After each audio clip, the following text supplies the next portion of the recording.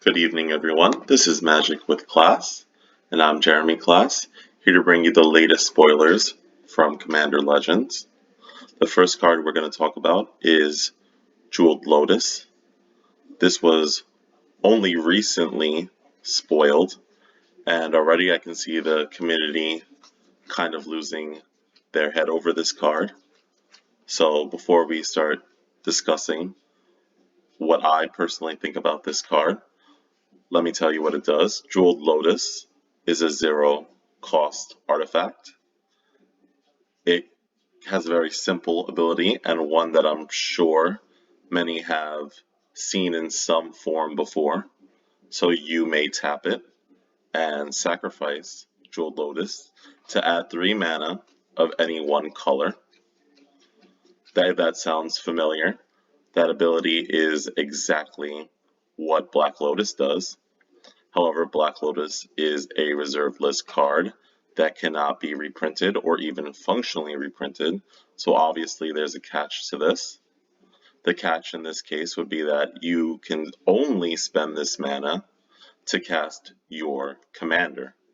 So basically, this card is only going to be used in commander. It pretty much functionally does not work in any other format, and it is at mythic rare. So what do I think about Jeweled Lotus? Many people online are already saying that this card is the newest staple, that this is the money cash mythic rare of the set, and that this card is going to be $100 or more starting off. It can't be denied that this card is extraordinarily powerful. Anything that has the Black Lotus text is undeniably strong. The fact that this card can only be used to cast your commander is a drawback, to be sure, but not much of one. Most commander decks really want to get their commander out, usually as quick as possible, and many commander decks focus on their commander, and the deck is centered around the commander. So in a lot of commander decks, controlling your commander is essential for your deck to run correctly. Now, Jeweled Lotus can get your commander out extraordinarily quick. On your first turn, if you play Jeweled Lotus and you just play a land, you have access to 4 mana right off the bat.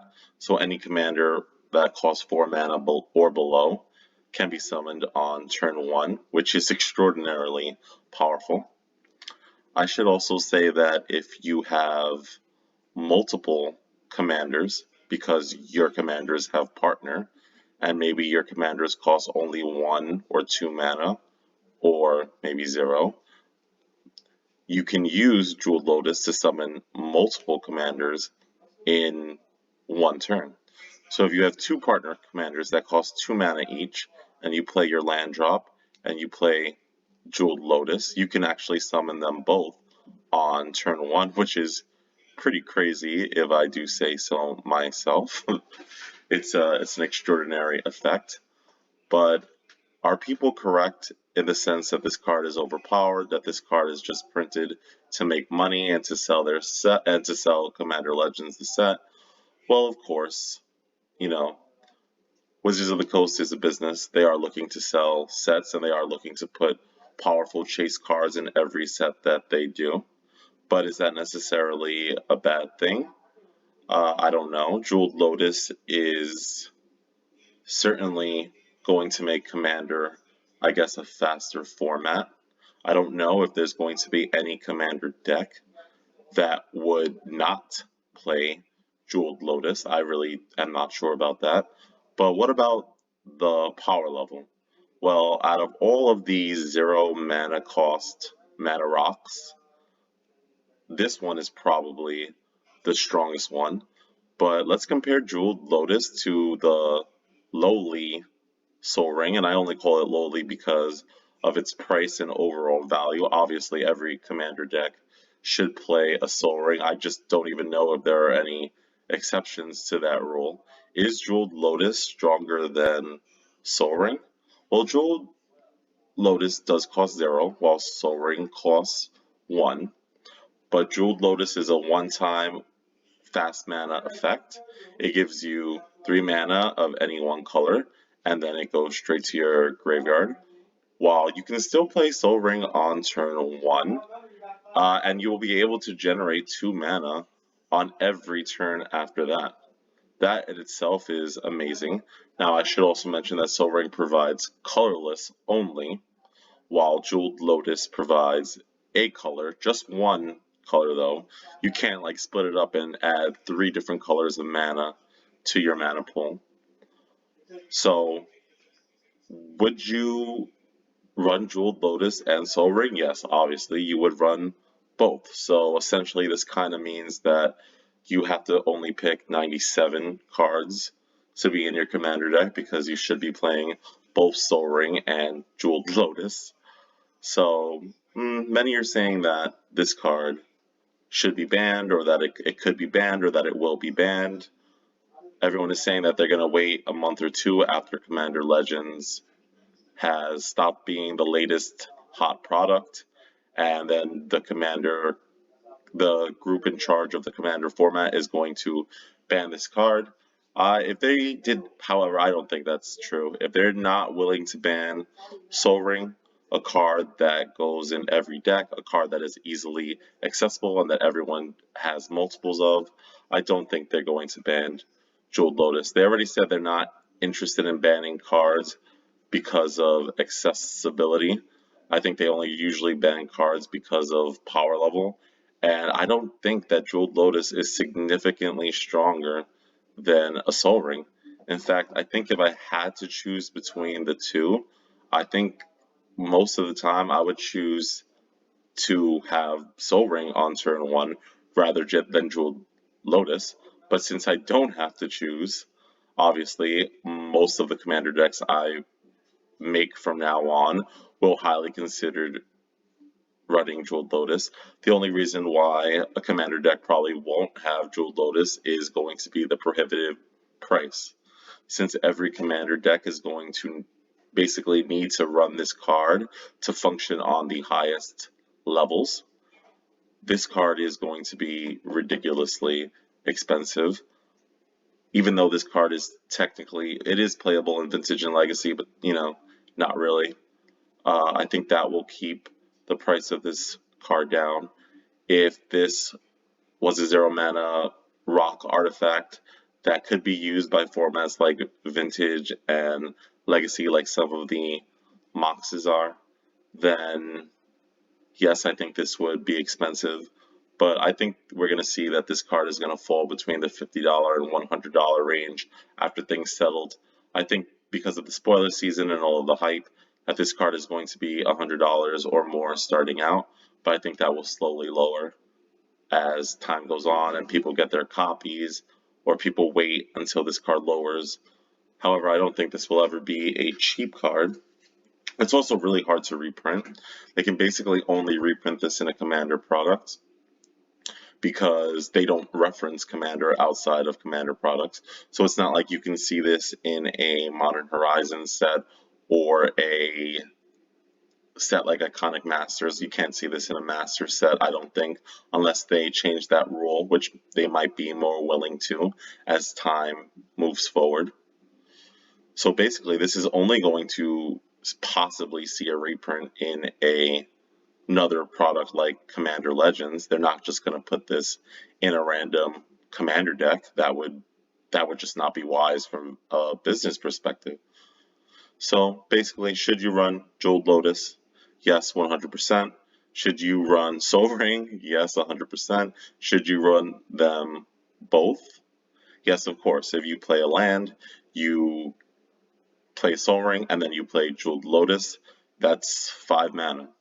So 5 mana on turn 1, just with 3 cards, is insane, and that's not even considering if you have like other 0 mana ramp. This can get ridiculous very quickly. So I think in CEDH, the overall speed of that format is going to increase. This can lead to degenerate first turn plays. So, I guess I have boarded the hype train because I just think this is an excellent card. I don't even know who spoiled this card. I was just like on my Facebook, and then all of a sudden I see this card, and they're talking about how Tolarian Community College put this, like, just like, I guess, I don't know if they were the ones who, I don't know if the professor was the one who spoiled this card, but he did show it. So, you know, wow. I guess that's all I can say. Wow, this card is amazing. Well deserving of mythic. I kind of wish this would have just been rare though. Even though even at rare, I don't think the value would have been significantly lower than as mythic. It's just going to be harder to get your hands on. Beautiful though. It's beautiful. The art is absolutely stunning. So I should also talk about Scroll Rack, another mythic rare artifact. Scroll Rack was about $100, and I think the leaks showed that they were reprinting Scroll Rack. The leaks actually made it look like Scroll Rack was being printed at rare, but here I see it is at mythic, and rightfully so. Scroll Rack, if it's, you know, a $100 card, and they have the option of printing it at rare, printing it at mythic, why wouldn't they print it at mythic? So Scroll Rack, for those of you who don't know, costs 2 mana. It's also an artifact. You pay 1 and you tap it to exile any number of cards from your hand, face down. Put that many cards from the top of your library into your hand. Then look at the exile cards and put them on top of your library in any order. So it essentially allows you to swap the cards in your hand with cards from the top of your deck. That does give you a lot of options. Sometimes you just don't have the right cards in your hand, and being able to put all the cards in your hand back on top of your deck and draw a fresh hand is really powerful. The fact that you can do this every single turn is excellent as well. Even if Scroll Rack forced you to sacrifice it, it would probably still be a playable card. But the fact that you can use this over and over and over makes this card extremely powerful. Also, a lot of people use this against discard strategies. So an opponent tries to make you discard and you are unwilling to give up something in your hand, maybe a combo piece, maybe a win condition. So you quickly Scroll Rack them away, you put the cards on top of your deck, and you draw some cards, I guess, that you would be more willing to discard.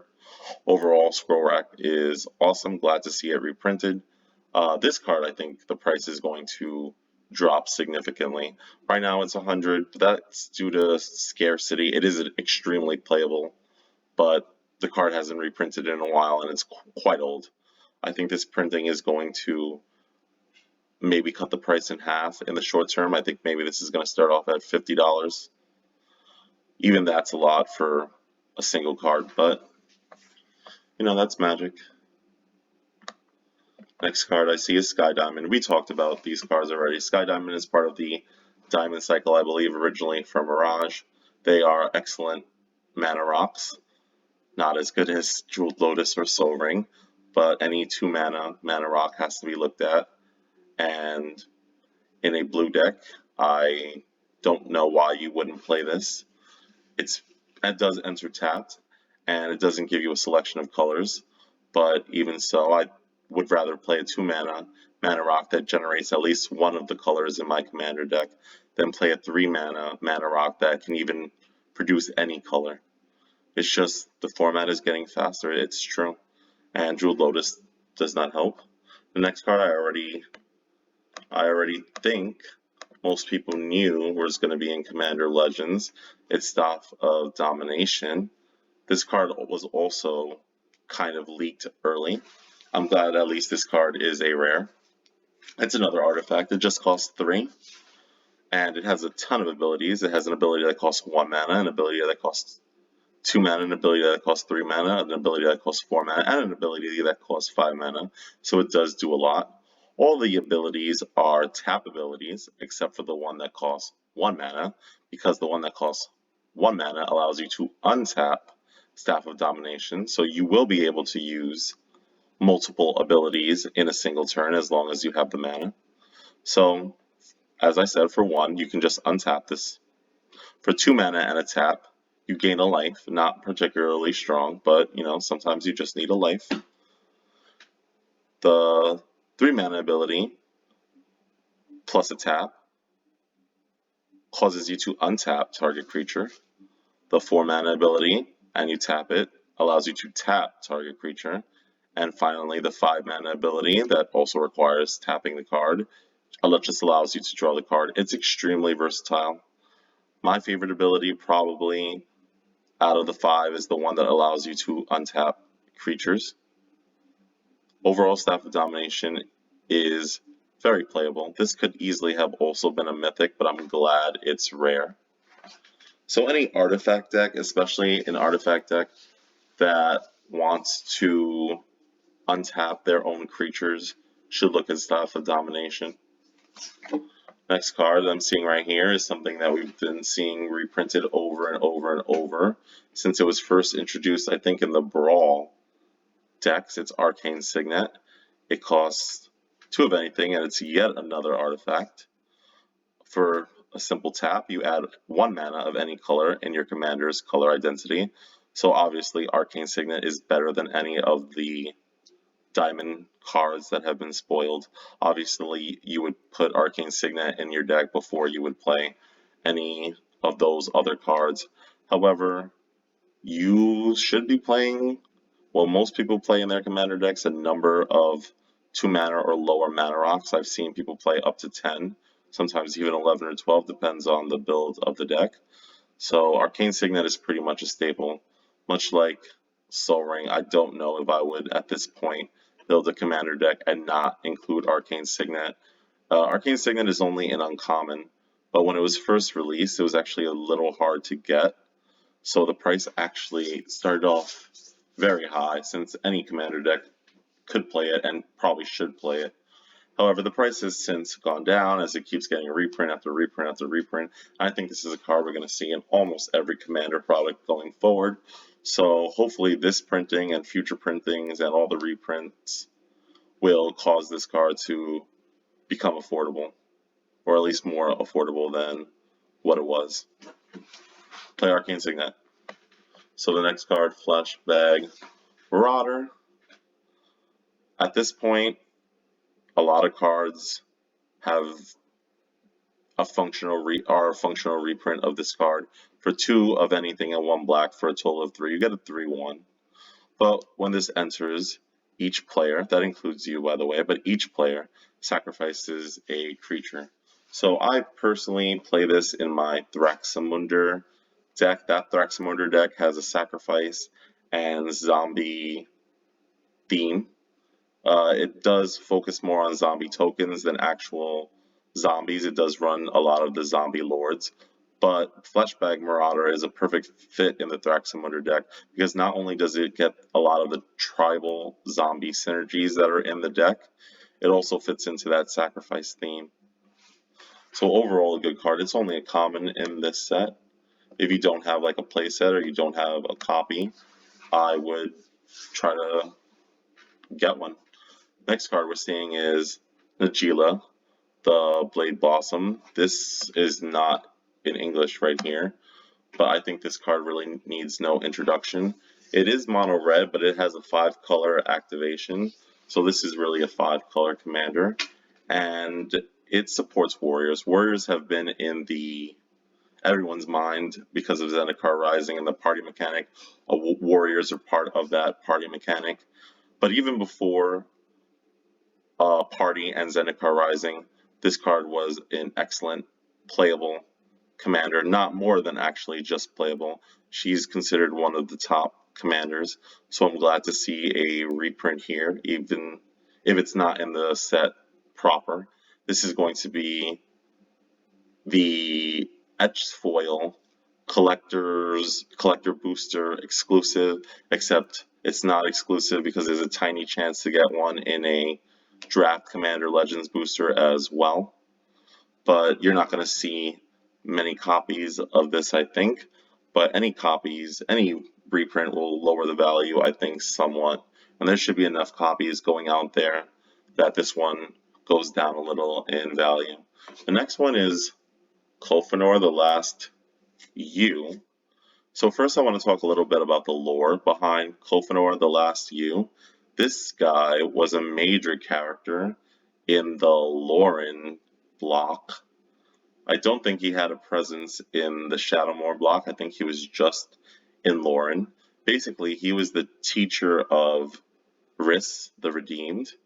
He taught him how to use poison magic, and that type of magic is said to be some of the most powerful magics on Lauren.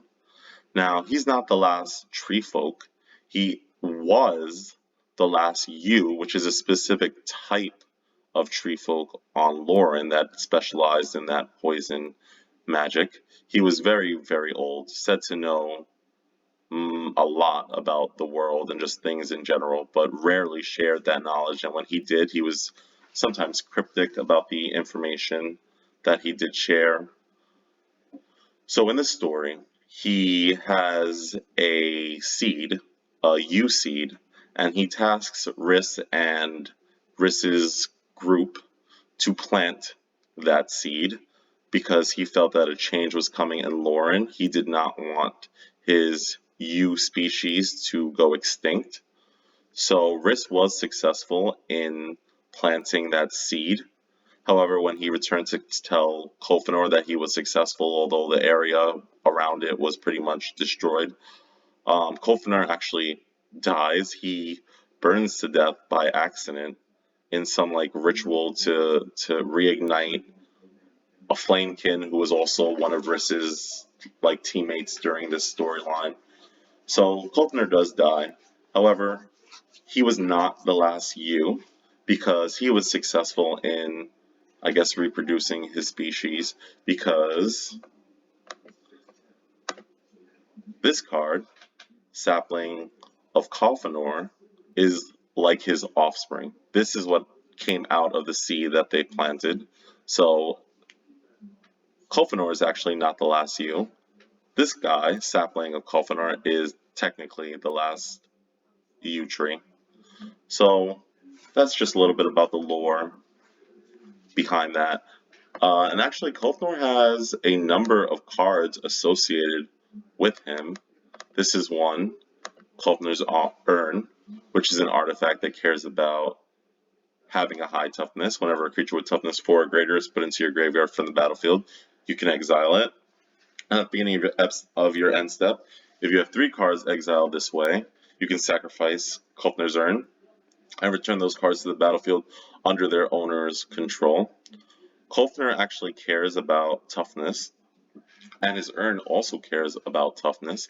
So in a Kolfinor deck, I would probably run the Urn because I think it's similar to what you want to do in that deck. So there's also Kolfinor's Plans. That's Kolfinor's like giant eye, I guess. Now I would not play this in a deck featuring Kolfinor because it just really has nothing to do with the toughness theme. When this card enters the battlefield, you can exile top 7 cards of your library face down. And you can look at these cards, but your opponent can't because they're face down. And you may play lands and you may cast spells from among those cards. However, as long as this card is on the field, you must skip your draw phase and you can't cast more than 1 spell in each turn. This card is interesting, but I don't think it's quite what we're looking for in a commander deck featuring Kolfinor. However, if you want to build a commander deck that fits more into the lore, then I guess I would include this. So those are the cards that are associated with Kolfinor. Now, what does Kolfinor the Last Yew actually do? Well, I said he had something to do with toughness. Kolfinor the Last Yew is a 6 mana card, 3 of anything, 1 white, 1 black, 1 green for 3/7. The power is a little low, but the toughness is pretty good, and it's kind of the toughness that matters here. It has vigilance, so you can always use it as an excellent blocker, and he has reach, so once again, excellent blocker. Not many flyers can get over this guy. So when this guy or another creature you control dies, you can return 1 other target creature with the lower toughness from your graveyard to your hand. Now, I kind of wish that this card returned the card to the battlefield rather than your hand, but I think that would be really powerful. With a free sacrifice outlet, if this returned it directly onto the battlefield, you could just sacrifice whatever you bring back another creature with lower toughness, sacrifice it again with your free sacrifice outlet, and then you could loop that over and over. I think it would just be too easy to loop. So returning it to your hand is also pretty powerful. You can still set up a whole bunch of infinite combos with this card, but especially with like Phyrexian Arena and things like that. No, not Phyrexian Arena. Phyrexian Altar, I meant. And all those other altar cards that allow you to freely sacrifice creatures. But that isn't what I thought about when I thought about Kofnor, because since my mind originally went to the Lauren block, I thought of all of the Treefolk cards in that block. Treefolk was one of the supported tribes in Lauren, one of the major tribes, and many, well, if not all, of the Treefolks all have a very, very high toughness. So I can see this being used in a toughness matters deck. There's also Arcades, the legendary dragon, but he is more focused on cards with Defender that can't really attack unless Arcadis is on the field, while Kofnor doesn't have such a restriction. You can actually make a decent tribal deck surrounding Kofnor the Last EU. I originally thought that, wow, I would love to put a whole bunch of Treefolks in this deck and make a Treefolk tribal deck. This is the right colors. Treefolk are green, usually, but in lore and block they were also white and black. So overall, an interesting card. If you love Treefolk and you want to make a tribal Treefolk deck, you could do worse than this. If you have a Treefolk deck that you think that could use this as a commander and you want to share a list, please do so. I would love to see it.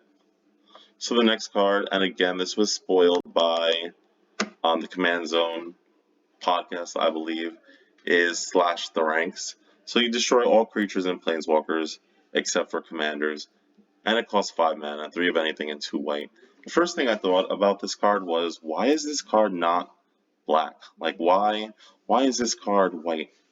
Black can also destroy all creatures, and black can also destroy planeswalkers, and it can destroy all planeswalkers. So I don't know why they keep making these cards white. This one especially feels weird because white doesn't typically destroy planeswalkers. I would think that was something that they would want to put more into black's slice of the color pie. So this could easily have been black, and I think just black needs this effect more. Black needs more board wipes in general. Damnation is good, but I just don't know why they're shying away from making board wipes in black.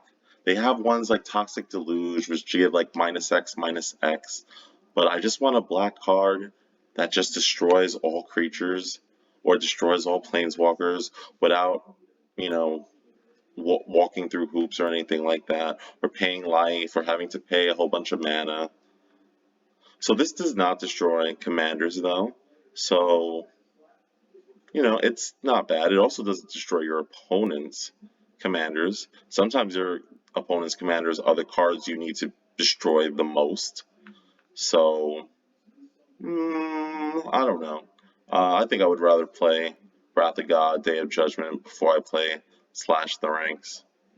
It does destroy all planeswalkers, which is not something that I think that white has gotten before. But unless you're like seeing a ton of, unless your opponent has some sort of planeswalker deck, maybe because of Atraxa, then I think I would pass on Slash the Ranks. Or I guess if I was building a deck that just had every board wipe in it, I've seen decks like that and they're pretty annoying. They just wipe the board every single turn. Your opponent plays just one creature and they just wipe it away. Because every card in their deck pretty much is a board wipe. But even then, I don't know. White has a lot of board wipe cards. Is that one of the better ones? I don't know. So now we have Sweet Gum Recluse, another card that was spoiled on the Command Zone. So it costs 6 mana, which is already a lot. It's a spider. And when I first saw it, I was like, the 0/3 for 6 mana? No, that's garbage. It has Flash, Cascade, and Reach. But, you know, for 6 mana, Flash and Reach are okay, and Cascade is good, but at this point we've seen a ton of cards that cost 6 mana or less with Cascade, so why should I play with this one over some of the other ones? Well, its effect is decent. When this card enters, you put 3+1/+1 counters on each creature that entered the battlefield this turn. So immediately I thought, okay, so it does not come down as a 0/3. It's actually going to come down as a 3/6.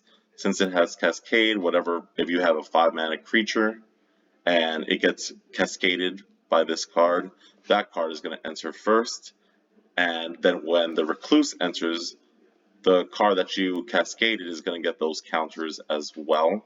But putting 3+1/+1 counters on just one creature it's not good enough, especially not for 6 mana. So then I thought, you know what type of game format would make this card really broken? Well, not broken, but like playable. Two-Headed Giant. So if you're playing Two-Headed Giant, this card will allow any creatures that enter the battlefield to gain the counters. It doesn't specify that it has to be your creatures. It could be your opponent's creatures, or it can be your teammates' creatures. If you're playing Two-Headed Giant, you're probably going to use this on your teammates' creatures. So if your teammate is running a token deck and they just put 10, 2/2 tokens onto the battlefield, you can follow it up with this play, and then all of a sudden those tiny tokens become much bigger, much more threatening, and much harder to deal with. So I think in any format aside from Two-Headed Giant, I would not play this card. But if I knew my teammate was running a token deck, I might consider throwing this in there, especially if my deck revolved around Cascade. The next card, I think this is actually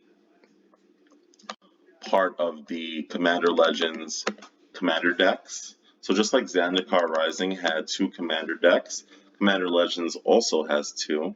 And I think this is the front card of one of those decks. So it's cost 6. I think this was leaked earlier. I may have talked about it already, but now it's been officially spoiled. Cost 6, 4 of anything, 1 blue, and 1 green. It's a 5/5, and you may play an additional land on each of your turns, which is always good. That's something that green has a lot of. And whenever a land enters the battlefield under your control, you may draw a card. So basically, hopefully, you can drop 2 lands every turn, maybe because you're using cards like Cultivate or Kodama's Reach, or maybe because you're using cards like Oracle of Moedaya. So hopefully the goal is to drop 2 lands every single turn and draw 2 cards. So this card costs 6 mana, so a lot of you are thinking, well, I don't know how many lands I'm going to have in my hand after I've just played a 6 mana card. I should have maybe 5-6 lands on the battlefield already if I was going to cast this, so where am I getting all these extra land? I think you should think of it more in this way. Any land that you have in your hand is no longer a dead card. It pretty much gives lands like cycling, and since you can drop 2 of them, if your land flooded, this card can work in your favor. So I think it's just a great card to have. There's a card that's similar to this. It costs 5 mana. It's a legendary creature. It was an uncommon from Dominaria, Merfolk. It doesn't allow you to play an additional land on each of your turns, but it does have the same effect where whenever a land enters the battlefield, you draw a card. You also gain 1 life. So that card is actually a decent Simic commander in its own right. Is this an upgrade? It does cost 1 more mana. However, it allows you to play 2 lands instead of 1 per turn. So I don't know. I would experiment to see which one works better for you as the commander. But either way, if you're going to make a commander out of either of those 2 cards, the other one should be in the deck anyway. And maybe you can even have an alternate commander. Sometimes you feel like playing this as the commander. Sometimes you feel like playing that other Merfolk. So it's like you can use them pretty interchangeably, I think. If I'm wrong and you think, oh no, that's not how I would build this deck, those two cards are completely different. Tell me why you think that. Although, that's not what I think, but you may change my mind. So next card, we talked about this guy already. He makes those rock artifact equipments. And one thing that I didn't really talk about with him is I like the flavor. So the artifact you create is a rock. So the flavor is that you're picking up the rock and you're throwing it as your action. Why this rock is so powerful that it does 2 damage instead of pinging you for 1, I don't know. There's some equipment like crossbow styled equipments that only do like 1 damage. So this must be a pretty big rock. But I can see the rock in the picture and it doesn't look particularly dangerous or big, so maybe he's just a good thrower. Like maybe he just has an affinity for rocks. So this is another card that a lot of people are talking about. It's called Wheel of Misfortune, and you probably already suspect from the name that this is a Wheel of Fortune variant. Now, red and blue both get this style effect where they discard their hand and then you can draw 7 usually. Sometimes it's draw cards equals to the number of cards you discarded, or sometimes it's draw cards equal to the opponent with the highest number of cards in their hand, something like that. But this one is an interesting take on this wheel style effect.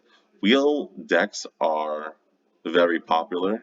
I have one myself based on the blue-red God from Amonkhet, and yeah, most wheel effects are in blue and red, so I think any commander deck that is blue and red that has a wheel theme might want to consider this. There are a lot of wheel effects though, so maybe this one just doesn't fit, but it is just 3 mana, 2 of anything and 1 red. Each player secretly chooses a number. I don't really like these cards that have each player secretly choose something, but basically the way you should secretly choose something is that you and your opponent and everyone else writes the number on a piece of paper, and at the same time they reveal what number they chose. So anyway, this card will deal damage equal to the highest number. So if the highest number chosen was 10, then that player is going to lose 10 life. This card is going to deal 10 damage to that player. The person who chose the least amount of life to wager, I guess, you can choose 0, I believe. Nothing happens. So if you don't want to participate in this like secretly choosing thing, you can just pick 0 life and just go on with the game. However, if you didn't choose the minimum, everyone else who didn't choose the minimum will discard their hand and draw 7 cards. Only the player who bartered the most life will actually take the damage. So I guess if someone is desperate to replace their hand, who knows how much damage they're willing to take, I would probably just almost always choose 5. I think 5 is a decent amount of damage to take in order to discard your hand and draw 7 cards, but is that too low? What number would you choose if someone casts Wheel of Misfortune? Would you choose 0? Would you choose 1? Would you choose 10? Would you choose 20? And I should say the player with the highest life total technically will always get to be able to discard their hand and draw 7 cards if they're willing to risk the highest number of life, although they'll take damage. And maybe a lot of damage, but I don't know. What do you guys think about this one? This one I'm not too sure about. This next card is pretty good. Ogith, Crossroads Auger. So for 6 mana, 4 of anything and 2 blue, it's a 5/6 flying creature. It's a Sphinx, and it does have partner. So it's a legendary creature that you can partner with something else. So if you would look at any number of cards while scrying, you draw that many cards instead. So if you scry 5, you draw 5. If you were to scry 3, instead of scrying, you would draw the 3. So what was the first card I thought of when this card was revealed and I saw this card? I was like, does Thrasios really need any more help? Thrasios is the blue and green 2-mana merfolk that will allow you to scry, and it can partner with this, and I was like, oh, that's going to be disgusting. Are people really going to do that? Is this going to be like the new competitive partner that partners with that merfolk? I kind of hope not. It only scries one, so you'd only be able to draw one if they were both on the battlefield, but even so. I'm wondering if they're going to print a partner, a legendary partner that has like a really high. Oh, yes, they did actually, and I actually talked about it. It was that Jin card that scries X equals to the number of attacking flying creatures that you control. So if you control 10 flyers and you attack with that legendary creature, you can scry 10. If this card, Elgith, is also on the battlefield, then you would draw 10. Of course, that limits you to mono blue, and it limits you to playing a lot of flyers, I would say. But maybe someone would want to go down that route. I didn't think scrying X, where X is equal to the number of attacking flyers, would be particularly good. But when you draw those cards with this Elgith Crossroads Auger, I can see a mono blue flying deck that runs this card and that guy as partners. Interesting, nonetheless. Interesting. Well, what card would you partner this with? What other legendary creature would partner scries? Okay, we talked about Rogak, son of Roga. And I was thinking, who is Roga? Who is Roga? So most of the kobolds, as I already said, cost 0. However, there is one kobold that does not cost 0, and he's not actually mono red either. He's red and black. And I think he was from Legends, and he is a reserve list card that is getting more and more expensive. So this guy is flavorfully the son of that guy. I don't think he's been in the story though. Next we have Zur the Enchanter. Again, this is not in the actual Commander Legends set. This is the edged foil cards that can be found mostly in the collector's boosters. They picked some really good cards, I have to say, for these edged foils, because every one that I've seen so far is a playable and usually competitive commander, and Zur the Enchanter is really no different. So for 4, we're in Esper colors, so one of anything, 1 white, 1 blue, and 1 black, you get a 1/4 flyer. Legendary Human Wizard. Whenever this guy attacks, you search your library for an enchantment that costs 3 mana or less, and you put it straight onto the battlefield, so it tutors for enchantments. Now you have to shuffle your library after that, of course. Tutor effects are very powerful in any format.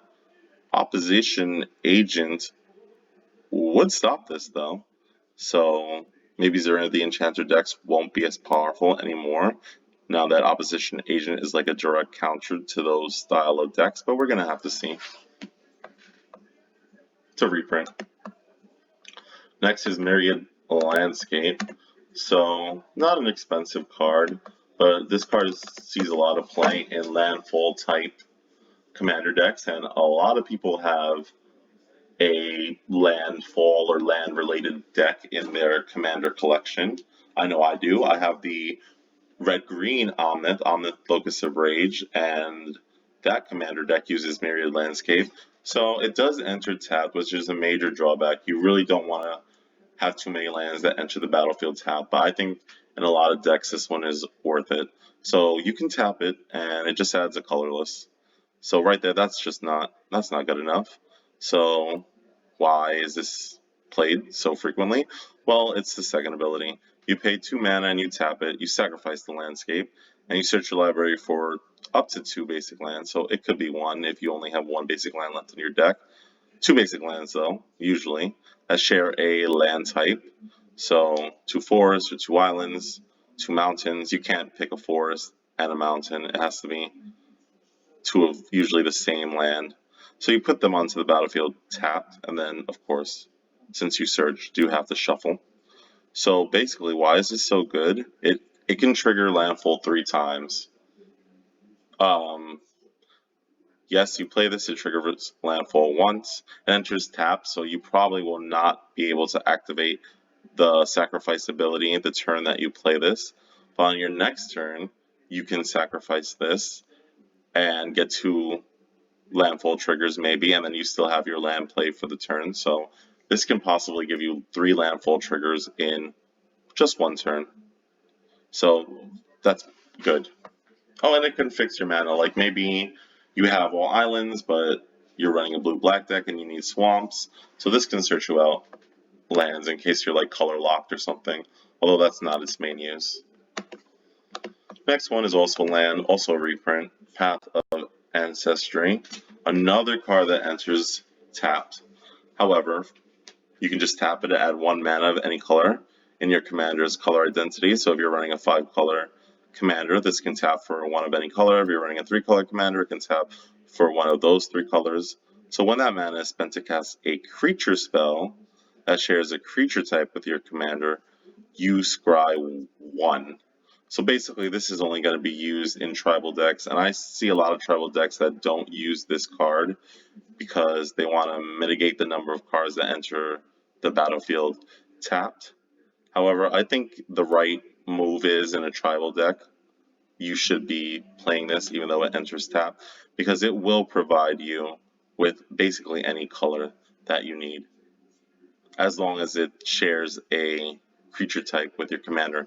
So maybe in Edgar Markov, you will see this card played. I wouldn't play this in a monocolor deck. I wouldn't play this in like a Krenko Goblin deck, but there are Goblin decks that are black-red, and this could fit in decks like that. Allies should run this. So it does have a lot of uses. It's just a common. I don't think this card was very expensive though.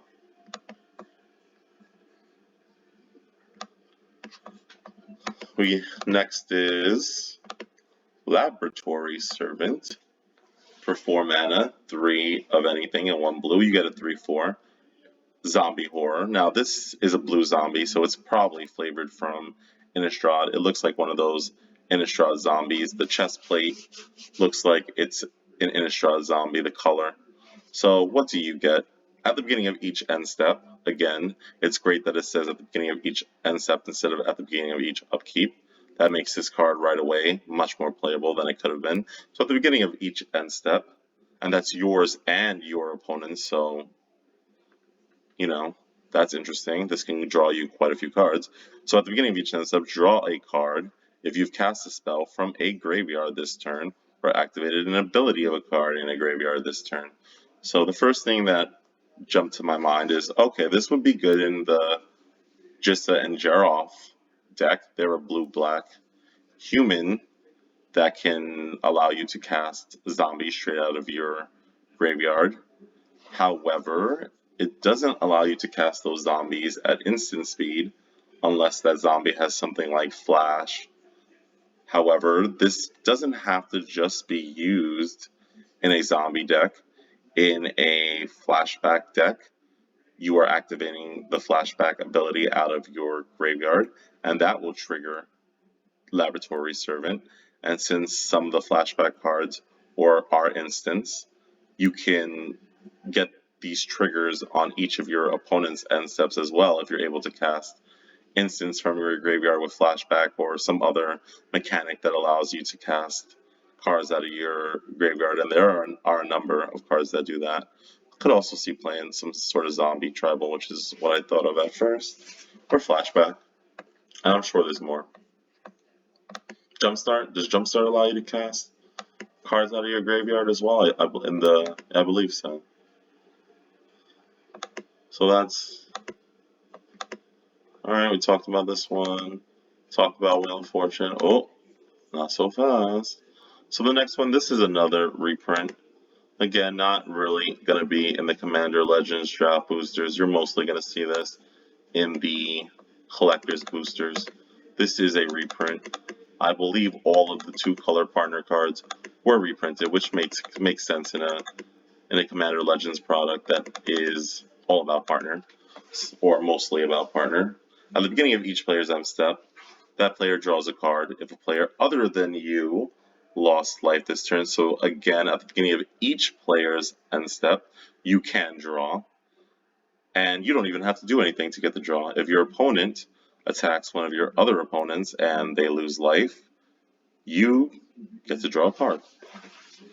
I can see this being paired with a number of different commanders. Its power level is not on the same level as like Timna or Thrasios, but nonetheless, this is a character, Ludovic, that a lot of people wanted in card form. Ludovic was a scientist from Innistrad, and he made like Ludovic's test subject, which turned into like a giant blue creature. I don't know where, I guess he's a mad scientist, so that's where the red comes from. And one of his creations, which is another blue-red partner card, is actually blue-red. Not one of the more expensive ones either, although in recent times it has gone up in value. Next one is a legendary creature, giant pirate, Dargo, the Shipwrecker, another pirate. Giant is interesting to see though. So this one costs 7 mana, which is a lot. Costs 6 of anything and 1 red for a 7/5. Toughness leaves something to be desired, but the 7 power is decent. It does have partner, so you're not running this card as your commander alone. If you're running this card as your commander, he's going to have a partner. He does have trample, so he can get through for some damage as well. So what does his other ability do? That's a lot of text, but basically, when you cast this spell, you can, if you want, sacrifice any number of creatures or artifacts, and then this card is going to cost 2 less for each permanent you sacrifice this way. So if I want to cast this for the first time, and I have 3 creatures on the battlefield, I can choose to, it's not mandatory, I can choose to sacrifice all 3, lower his cost by 6 mana, and then cast him for 1 red. Is it worth sacrificing 3 creatures for a 7/5 trample for 1 mana? Maybe, maybe not, but if you can create artifact tokens, maybe with that new creature that makes rock artifact equipment tokens, maybe you don't have a problem sacrificing those. You can also sacrifice food tokens, or you can sacrifice treasure tokens. That's an interesting concept with this guy. He is a pirate, so you might want to fit him into a pirate theme as well. He is also a giant. So giants don't really have anything to do with sacrificing, but those synergies, I guess, are there. So I did not complete his ability. If you've sacrificed creatures and artifacts anytime during the turn, though, for any reason, not just as part of his ability, then his cost also decreases. So if you've sacrificed 3 creatures to Ashnod's altar, then this card will still have his cost reduced by 6, even though you're not sacrificing through his own effect. Interesting. Maybe in a deck that wants to sacrifice creatures, you can use this as one of your partner commanders as a backup in case you don't find a sacrifice outlet. Don't know. I also don't know who he is. Dargo the Shipwrecker. Does he look like he's from Ixalan? I don't remember there being any giants from Ixalan, but he also doesn't look like he's from Lauren. The art is really interesting. Like, what? Is that like a lobster in his hand? Like a crab? We talked about Jessica's Will and Jessica Thrice Reborn in a video I put up earlier today. If you have not watched that video, I talked pretty in depth about what type of deck I can see Jessica Thrice Reborn in and what commander I might be thinking about pairing it with. I will probably be making a Jessica deck. I probably will be able to pick one up. So expect a deck tech commander video featuring Jessica, and I might make a deck around her using more than one partner, so I might make a few decks playing around with this card. I do like Jessica. Next card is Patron of the Valiant. It's a white creature. For 5 mana, 3 of anything, and 2 white, you get a 4/4 flyer. It kind of looks like it has very similar art to Sarah's Angel, but this really doesn't have anything to do with that card. So when this guy or girl, I think it's a girl. Most angels in Magic are female, but in Amonkhet block, the angels were actually male. And there's one other male angel, I think, in Future Sight. So when this girl enters the battlefield, you get to put a +1/+1 counter on each creature that already has a +1/+1 counter on it. I think I'll pass. This is an uncommon. I don't think I would put this even in a counter heavy deck because it's just a one-time effect. So unless that theme also involved flickering creatures, I think I would probably pass on this card. I think there are cards that do this a little better and at a much cheaper cost. Although unlimited, a 4/4 flyer is always decent. I think this card should have Vigilance though. Next one, when I first read it, actually confused me. I had to read it like a few times for me to fully understand what this did. So it's Archon of Coronation, 6 mana, 4 of anything, 2 white for a 5/5 flyer, so decent. When this enters, you become the Monarch, so right away that's pretty good. If you stay the Monarch, you can draw a card every single turn, which in white is very difficult to do, so this is partially white draw, it's white card draw, but it also has a protective ability. As long as you remain the Monarch, damage doesn't cause you to lose life. So if you're the Monarch, burn spells that try to damage you do nothing. Creatures that attack you will deal no damage. However, you can still lose life with, black cards that say target player loses 2 life and you gain 2 life. Those type of effects will still work. That gets around Archon of Coronation's ability. So also I thought, wow, so basically the only way to lose being the Monarch is if your opponent destroys this creature with like a removal spell and then damages you. But that's not actually how this card works. The way Archon of Coronation works is that even though you do not lose life from combat damage, it still counts as taking combat damage. So if your opponent is able to deal combat damage to you, you won't take the damage. However, you will lose that Monarch emblem token type thing, and your opponent will gain it. Although you can always gain it back, so it might be a major fight over who gets to control being the Monarch, it's interesting. Some of the Monarch cards in this set are actually interesting. This card I do like. And again, can you really go wrong with card draw in white? I don't think so. And it's a 5/5 flyer, so it's pretty on par. One thing I will say about white in general, this has really nothing to do with the rest of the video, but I just want to bring it to everyone's attention. So one of the issues I think with white in Commander is not so much that it doesn't have sufficient card draw, that is an issue, but I think it's that white just doesn't have creatures with a high amount of power. So Avacyn has 8 power, and there's one other card that was printed, I don't know, maybe 15, 20 years ago, that also has 8 power. But other than those 2 cards, white does not have any other cards that have 8 power or more. White has no cards that have 9 power or 10 power. Every other color does.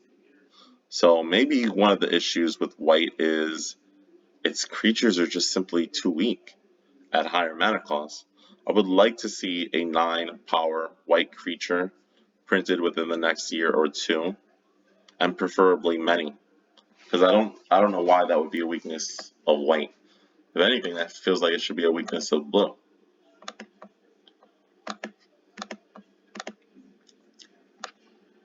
Next card, Court of Virtue. So when this card enters, you become the monarch. This is part of a cycle. So I actually talked about the blue court card in a previous video. Check it out if you want to know what I'm talking about. But at the time, I did not know that this was part of a cycle. All of these cards are enchantments. They all have court in their name, court of something, and they have the same first ability. Whenever this card enters, you become the monarch. So every color gets to dip its toes into this monarchy. So at the beginning of your upkeep, you create a 1/1 white spirit creature token with flying.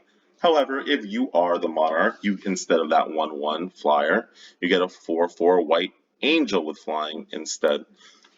So basically, that's another thing that these court cards have in common.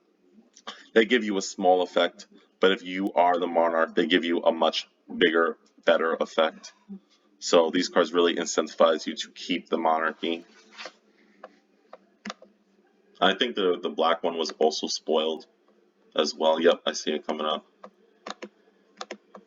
Next card, Belby, Corrupted Observer. So Belby, in case you did not know, was Eladrami's, I guess, wife or girlfriend. So Eladrami, I'm probably pronouncing his name wrong. Eldrami, the card on Eladrami's call. He actually kills her. I don't remember how in the story he kills her. I know he doesn't really want to kill her. He was madly in love with her, but he gets tricked or he gets taken over or something like that. So Belby actually has one card. And I was like, oh, okay, she got a legendary creature, and it's Belby's Portal, which is an artifact for 5 mana. As it enters, you choose a creature type. I guess it would make sense to choose Elf or Zombie if you're playing this with Belby. And for 3 mana and a tap, you put a creature card of the chosen type from your hand onto the battlefield. I actually don't think this fits well into a deck based on this card at all. But let's see. So it's cheap, first of all. So for just 2 mana, 1 green and 1 black, you get a 2/2 legendary creature, a zombie elf. Both zombie and elf are very well supported types. And since she's a Golgari zombie, this could also fit into a commander deck based on Michonne, who cares about zombies, or it could also fit into a Glister the Trader deck that has, I don't know, a zombie or an elf focus. So at the beginning of each player's pre-combat main phase, so basically at the start of your battle step, that player adds 2 colorless mana for each of your opponents who lost life this turn. No, I'm sorry. It doesn't say pre-combat main phase. It says post-combat main phase. So let's say you have 3 creatures and you attack with all 3 and they manage to damage all 3 of those players. Then you can add in your post-combat main phase 6 colorless mana because you dealt damage to 3 different players. And it doesn't even have to be creatures dealing damage. As long as your opponent loses life in some way, you will get to add the mana. So if you have a card that, drains each opponent for 1 mana, which I think might be the way that this card gets used and this deck gets built. If you have cards that drain each opponent, then during your second main phase, you will be able to add 6 colorless. Be careful though, because this card works with your opponent can use this card to their advantage as well. Although if your deck is built with this ability in mind as a commander, then you should benefit from the ability much more than any of your opponents, but still it's kind of a double-edged sword. It's cheap though, it's cheap to get out, super cheap, 2 mana, and it can add a ton of mana to your mana pool. So that feels very much like an elf. She did turn into a zombie in the story, but her ability doesn't make me think that she really has anything to do with zombies other than it being flavorfully correct. So what does the flavor text actually say? Those who wish to become Evansar must first cast off the shackles of compassion. So she said that obviously, well, I believe she was the one who said that. She said it after she was turned into a zombie. I guess. I don't think she would have said that when she was an elf. Oh, I should also note that this does not have partner. This would have been too good if it also had partner. Okay. Nemesis was Belby's portal. So I guess that was the set that she originally came out of. Okay, I was talking about the white court, and in a previous video I talked about the blue court. Here is the black court. It's Court of Ambition. So for 4 mana, 2 of anything, and 2 black, again, it's an enchantment and you get the same effect. When it enters, you become the monarch. At the beginning of your upkeep, each opponent loses 3 life unless they discard a card. So this is a Punisher type of card. If you are the monarch, instead each opponent loses 6 life unless they discard 2 cards. So this card is decent. I think I'd much prefer the blue one. The white one is, I don't know. My opinion, I need to try to play some of these core cards to see how well they really play. I don't know if you can keep the Monarch token if your opponent knows that you're going to get such a huge benefit out of continuing to be the Monarch. Even drawing a card every turn is pretty powerful, so your opponents are really not going to want you to be able to draw an extra card every turn. And if they steal the Monarchy from you, they get to draw a card every turn. But maybe in a deck that, maybe in that Marchesa deck that wants you to be the Monarch, but also does benefit you if you're not the Monarch, maybe that's where these cards fit. At least some of them. She's only 3 colors though, but she is black. Hunter's Insight, this is a reprint, although the art looks new. I don't remember this art being on any card, but this is a reprint. So choose a target creature you control, and whenever that creature deals damage to a player or planeswalker this turn, draw that many cards. So if you use this, you target one of your creatures that has 5 power, and then that creature manages to deal damage to your opponent, 5 damage, then you would draw 5 cards. This is a fair way in green to draw. I think it's perfectly playable in Commander, especially in mono green decks or decks that focus on putting out a very high powered creature in the early turns, and especially green creatures that have some sort of evasion. Trample will work, but you really want a creature that just can't be blocked at all. And green doesn't really do that. Green does get a few creatures that can deal damage as though they were not blocked, but you could do a lot worse than running Hunter's Insight in a mono green deck or a green white deck. But I guess if you're playing blue or black, I think I would consider other options. Even in green, green is getting a lot of good draw lately, so I don't know if there is still a place for Hunter's Insight. I guess if you're on a budget, and it's great in limited, I think it's going to be awesome in limited. Be careful though if you get 2 for 1. You don't want to try to cast this on one of your creatures, and then your opponent, I don't know, Doomblades your creature, then that's just a feel bad moment. Okay, so now we have Livio, Oathsworn Sentinel. He's at the very least cheap in terms of mana cost. He just costs 2 mana, 1 white and 1 anything for a 2/2. He is a knight, or yes, I believe it's a he. He is a knight, although he doesn't have much knight synergies. So basically, for 2 mana, you choose another creature. You cannot choose this creature. So its controller may have it exiled with a divinity counter on it. So it's a May ability, so you can't really target your opponent with this because why would they ever want their own creature exiled? Like, why would they allow you to do that? I guess if you have a teammate, you can exile their creatures with a divinity counter on it. There are also cards, I believe, that care about divinity counters. So maybe in like a divinity counter deck, they're probably willing to make more if they're printing this. So don't worry though, you can get your creatures that are in exile back. For 3 mana and a tap, you return all creatures with a divinity counter on them from exile to the battlefield under their owner's control. So basically, and this card also has partner. So if this is your commander, maybe the first time you play him, you exile a bunch of creatures but your opponent kills him before he's able to activate his 3-mana tap ability, well, that doesn't matter because if you summon him again, those cards are still exiled with their divinity counters, so you can use that tap ability even if he died previously. So I still don't think it's particularly good. I don't know of a partner that would work particularly well with him. But I guess if you're like really in need of a partner, like, and maybe you're in some sort of night tribal theme, then maybe. I don't think I'll be making a deck around him though. Okay, I believe this is the last card. Oh, no, not that one. I believe this is the last card spoiled for today. And unfortunately, it's not a very good card. Dragon Mantle is a reprint.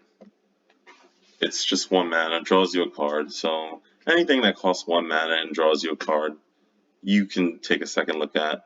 If you are in a deck that needs enchantments or needs auras or needs to target their own creatures with things, maybe because of the heroic ability or something like that, I guess you can run Dragon Mantle because it's really cheap and it replaces itself.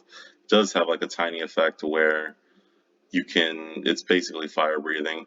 Enchanted creature gets, use 1 red mana and the creature gets +1/+0. So if you have like 10 red mana and this 1 mana card can increase your creature's power by 10 by paying 10 red, but it's just a common. I don't even think it's particularly good in this limited format, but I could be wrong. I'm sorry we couldn't end on a more interesting card. I guess I'll just end by looking at Jeweled Lotus again. This card is pretty beautiful. I do love the art. I really hope that I did order a few boxes of Commander Legends as well as 1 collector box, so I'm hoping to pull at least one of this card, if not many. I think I would like if every single card in the pack was Jeweled Lotus. If all I pulled in the mythic slot were Jeweled Lotuses, I think I would be pretty happy because how many of these am I gonna need? Like 100? Like if I have over 20 commander decks, so I have to cut a card, I guess, in all of them and put it in Jeweled Lotus, but am I gonna be able to get 20 Jeweled Lotuses? I hope so, but I don't know. I guess if I can get 4, I can put them into like 4 of my stronger, higher powered commander decks.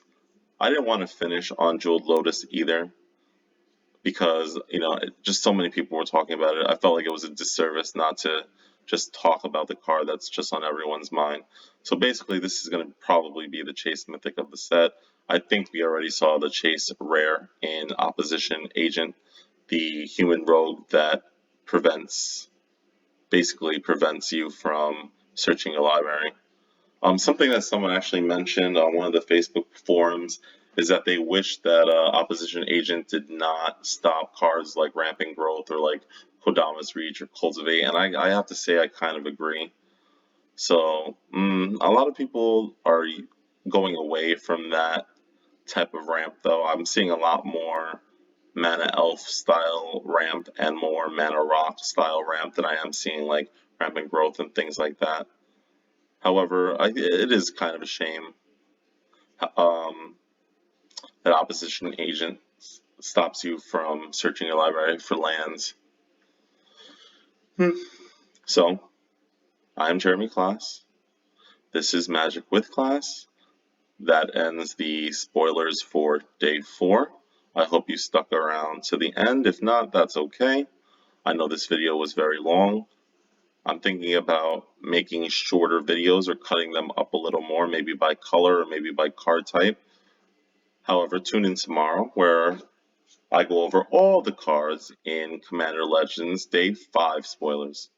So, once again, I'm Magic with Class, always reminding you to gather with class.